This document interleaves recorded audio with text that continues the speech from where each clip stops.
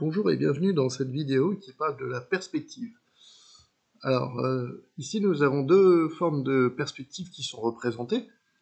Celle de gauche, c'est celle que notre œil permet de voir, ce qu'on appelle une perspective réelle ou une perspective en point de fuite. En fait, ici on représente la face frontale, celle que l'on voit, et puis plus l'objet est loin, plus on le voit petit, et donc on a l'impression d'un point de fuite qui s'appelle l'horizon, tout simplement. Et du coup, en fait, vous le voyez, tous les objets, ici, sont reliés par ce même point. Ce n'est pas la perspective mathématique que l'on étudie au collège. Celle que l'on va étudier au collège, et donc celle qui est importante, c'est la perspective cavalière. Dans la perspective cavalière, comme je vous l'ai noté en dessous, il y a trois grandes règles. Seule la face frontale de l'objet n'est pas déformée par rapport à la réalité. Donc cette face frontale ici, A, B, F, E, celle que l'on voit de front. Mais la face frontale, il y en a une autre en fait. Il y a la face arrière, qui est la même exactement, avec les mêmes dimensions. Et donc les deux faces sur ce solide, par exemple, sont parallèles. Solide qui est un pavé droit.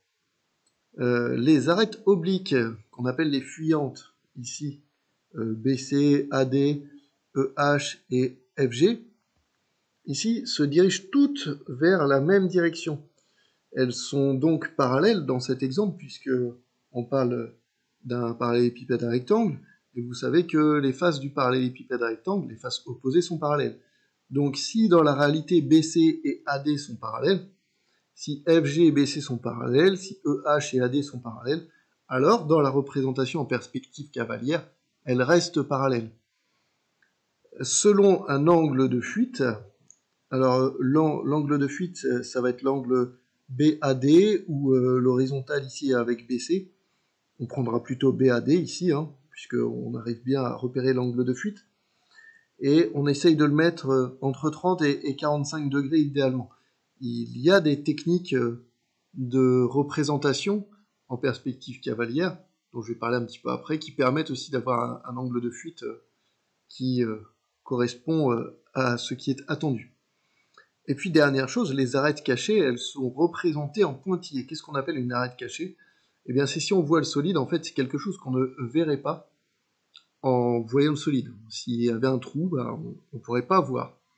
Donc là, si je regarde le solide ABCDEFGH, dans l'inclinaison qu'il est, il y a toujours deux types d'inclinaisons. Mais dans l'inclinaison dans laquelle il est représenté, c'est qu'on ne voit pas AD, c'est qu'on ne voit pas DC, c'est qu'on ne voit pas DH.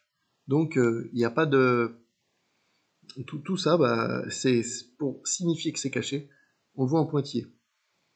Alors, on ne les voit pas parce que la face frontale, c'est ABFE, mais on aurait pu imaginer, ici, d'avoir pour face frontale CG, ici, et puis que la face EFBA soit cachée, et du coup, on aurait inversé certaines arêtes pleines et certains arêtes pointillés. Alors, comme je le fais remarquer, il faut remarquer que la face frontale et la face arrière sont identiques, et souvent, c'est assez sympa de commencer par représenter la face frontale et la face arrière, parce que si, imaginez, donc je vais faire ABFE, je me décale, je me fais un angle, ici, par exemple, alors si vous avez un quadrillage en tant qu'élève, si on le fait sur le cahier, je me décale de 1 carreau vers la droite et de 1 carreau vers le haut, ça me fait un angle de 45 degrés. Et du coup, en fait, je refais la même forme, c'est-à-dire rectangle ou carré, si c'est un cube, avec les mêmes dimensions. Et après, je n'ai plus qu'à relier, je n'ai plus qu'à tracer les fuyantes qui sont automatiquement parallèles. Voilà, merci de m'avoir écouté, bon travail à vous, au revoir.